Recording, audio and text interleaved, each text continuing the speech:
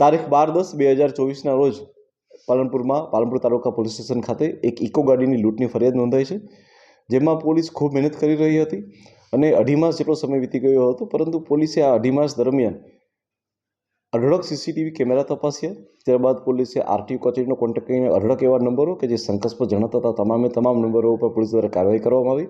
અને ત્યારબાદ આજે 2.5 માસના અંતે પોલીસે 2 એવા આરોપીઓ કે જે ખૂબ રીઢા આરોપીઓ છે અને એમની ઉપર અગાઉ પણ વ્હીકલ ચોરીના ગુના દાખલ થયેલા છે, એ બંનેને પકડી પડ્યા છે. અને આ ઇકો ગાડીની જે લૂંટ કરેલી હતી ઇકો ગાડીને પણ પોલીસ દ્વારા જે છે એ રિકવર કરવામાં આવેલી છે.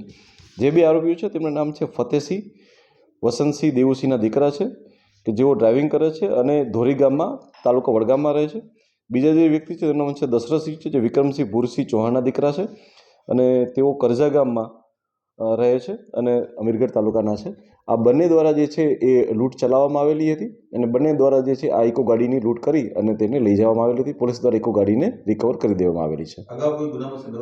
જે અગાઉ આરોપીઓ સંડોવાયેલા છે એ 2024નો જ ગુનો છે અને તેમની ઉપર અગાઉ જે છે એ વ્હીકલ ચોરીનો ગુનો દાખલ હતો. Okay, thank you.